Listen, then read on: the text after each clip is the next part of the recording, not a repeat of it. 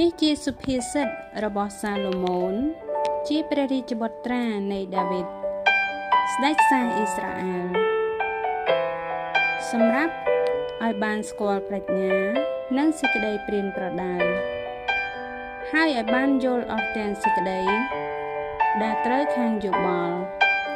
ក៏សម្រាប់ឲ្យទទួលសេចក្តីបង្រៀននៃគំនិតត្រឹមត្រូវនៃសេចក្តីសុចរិតសេចក្តីយុត្តិធម៌និងសេចក្តីទៀងត្រង់ហើយសម្រាប់ឲ្យមនុស្សឆោតល្ងង់មានសេចក្តីឆ្លៀវឆ្លាតនិងឲ្យមនុស្សកំឡោះមានតម្រេះហើយនឹងសតិបញ្ញានឹងធឹងប្រយោជន៍ឲ្យមនុស្សប្រាជ្ញបានស្ដាប់ហើយចម្រើនចំណេះឡើងឲ្យអ្នកណាដែលមានយោបល់បានដឹងដល់សេចក្តីទូន្មានមាំទាំព្រមទាំងឲ្យបានយល់ពាក្យសុភាសិតនិងប្រស្នាអស់ទាំងពាក្យរបស់អ្នកប្រាជ្ញនិងពាក្យអាថ៌កំបាំងទាំងប៉ុន្មានផងសេចក្តីកោតខ្លាចដល់ព្រះយេហូវ៉ានោះជាដើមចងនៃដំណេះ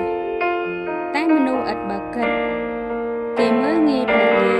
និងសេចក្តីព្រានប្រដៅវិញណែកូនអើយចូលស្ដាប់ពាក្យព្រានប្រដៅរបស់ឪពុកចុះ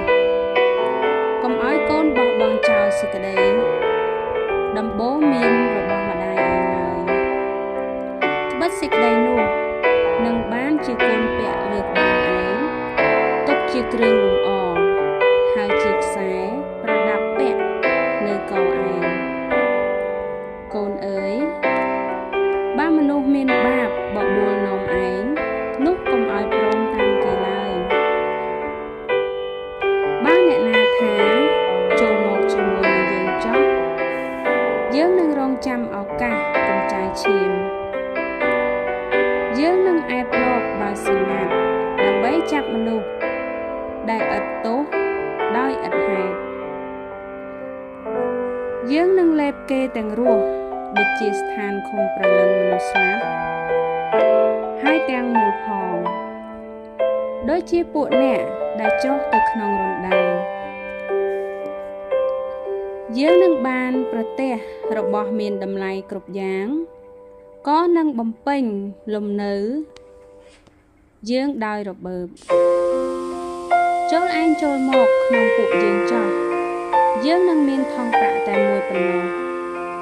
កូនអើយកុំឲ្យឯងដើរក្នុងផ្លូវជាមួយនឹងគេឡើយត្រូវឲ្យខាត់ខាំងជើងឯងមិនឲ្យចូលទៅក្នុងផ្លូវច្រករបស់គេវិញក្បិតជើងគេរត់តាមតែសេចក្តីអាក្រក់ទេគេក៏រហ័សនឹងកំចាយឈាមផងពីព្រោះការដែលដាក់លោកនៅចំពោះសត្វហើឲ្យវាឃើញនោះឥតប្រយោជន៍ទេឯពួកនោះគេរងចាំតែនឹងកំចាយឈាមរបស់ខ្លួនគេហើយក៏អែបលោកដល់សម្ងាត់ដើម្បីតែនឹងបំផ្លាញជីវិតខ្លួនគេវិញចំណែកអស់អ្នកដែលលោភចង់បានកម្រៃក៏យ៉ាងនោះដែរសេចក្តីនោះនឹងដកយកជីវិតចេញពីអស់អ្នក